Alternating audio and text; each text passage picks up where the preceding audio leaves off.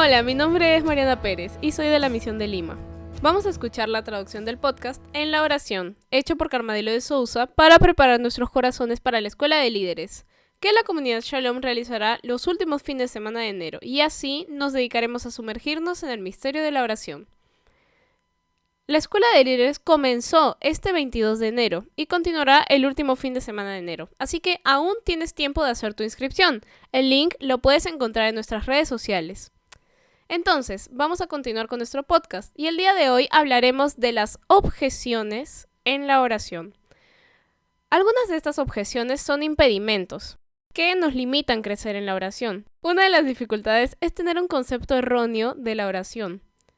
Este es uno de los puntos principales que estamos abordando en la Escuela de Líderes, porque si yo tengo un concepto erróneo de la oración, yo no voy a poder rezar bien. Es muy importante que yo tenga claro el concepto de la oración. Hay personas que entienden la oración como si fuera una operación, una acción psicológica, algo que debe pasar por nuestra psique, que todo está en nuestra cabeza, todo de naturaleza psicológica, lo cual no es verdad. Eso no es oración. Claro, existe una dimensión psicológica, porque quien reza es un ser humano, pero la oración no es totalmente psicológica. Otros también tienen una concepción errónea de la oración, porque la entienden como si fuera una especie de vacío mental. La persona hace un esfuerzo mental para quedarse dentro de un vacío y la oración sería ese vacío. Esa es una concepción muy alejada de lo que realmente la oración cristiana es. La oración es un trato de amistad, un encuentro de dos libertades en el amor. Entonces, si existe algo absolutamente contrario a aquello que nosotros creemos como oración, es la creencia de que la oración es un vacío mental. Existen también aquellos que entienden la oración como apenas un acto humano, que solo mi esfuerzo es suficiente, que es suficiente esforzarme mucho y así voy a conseguir rezar bien. Esto también es una visión reducida de la oración. La oración procede del Espíritu Santo, ella es un arte, porque de cualquier manera nosotros podemos rezar mejor con la ayuda de los grandes maestros de oración, como Santa Teresa de Ávila, que es nuestra baluarte de Escuela de Líderes. Podemos decir que en la medida que avancemos en los temas de la escuela, vamos a profundizar en la vida de esta santa y en su itinerario oracional. Sin duda alguna, podemos aprender de los santos, pero básicamente es el Espíritu Santo el que conduce nuestra oración. Otro concepto erróneo que tal vez podamos tener, que impiden nuestra oración, es la mentalidad del mundo, ¿verdad? La mentalidad del mundo es una creencia que consiste en creer que algo realmente es verdadero, sí puede ser verificado por la razón o por la ciencia. La oración no puede ser verificada ni por la razón ni por la ciencia, aunque hoy sí se pueden verificar los efectos de la oración en el organismo humano. De eso ya existen investigaciones. Pero si la persona tiene una mentalidad que es algo solamente es verdadero si puede ser verificado por la razón o por la ciencia, ella no va a creer en la oración, porque sentirá una sensación de ausencia. Ella no entenderá con quién está hablando, porque ella quiere probar la presencia de Dios. Y cuando no pueda probar la presencia de Dios y no consiga probarla por la razón o la ciencia, porque la oración está en otro orden, la persona desiste de rezar, porque en la realidad la oración es todo un misterio que ultrapasa nuestra conciencia y nuestro inconsciente. Va mucho más allá, es una realidad espiritual.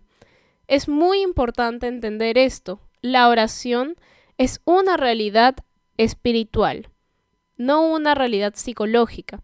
Eso ayudará a que podamos rezar mejor. Otra dificultad que se interpone en nuestra vida de oración es la idea de los valores de producción y rendimiento. La persona que tenga la sensación de que solo vale la pena darle tiempo si ella da un fruto concreto, y como en la oración no se puede, no hay frutos automáticamente concretos, aunque sepamos que la oración verdadera convierte el corazón y cambia la vida de la persona.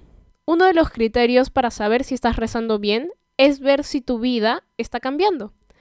No es si yo tengo emoción o no, si siento esto o aquello, no. El verdadero criterio es la conversión de mi vida.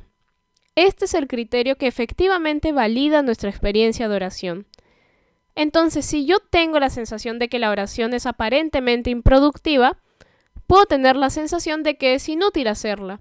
Y ahí está el engaño, porque ella produce frutos espirituales de nuestra alma, que contempla la acción de la gracia que nos transforma y nos cambia. Hay quienes piensan que la oración es una especie de escape del mundo, una especie de locura. Hay quienes piensan que la oración es una especie de escape del mundo, una especie de locura. Entonces la persona piensa, yo no quiero huir del mundo, no quiero huir de mis realidades mundanas. Si yo voy a rezar, voy a quedarme loco, viviendo en una realidad paralela fuera del mundo real. Este es un concepto erróneo.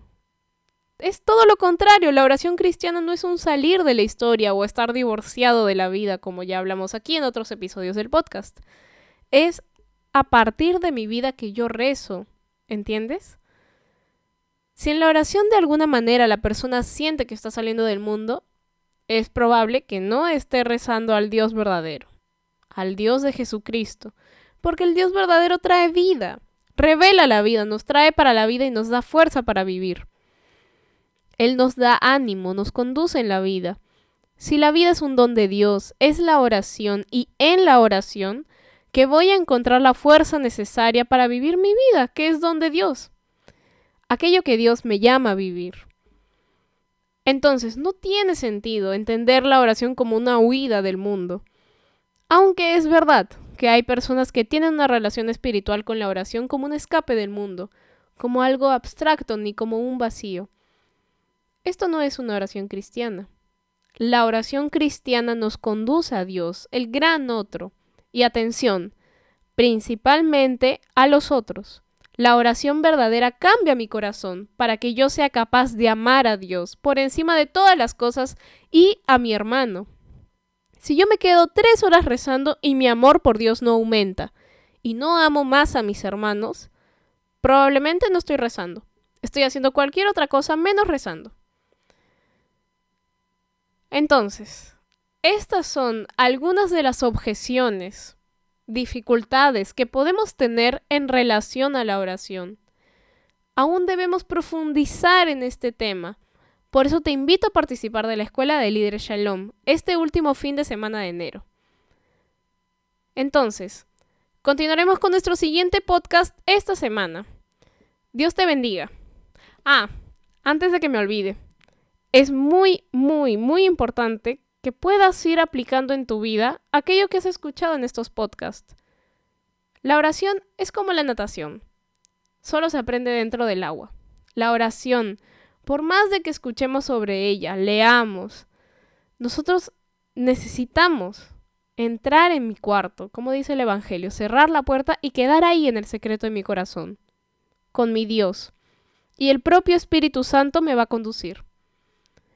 Si piensas que es difícil, que no lo voy a lograr, que no vas a lograrlo, haz la experiencia.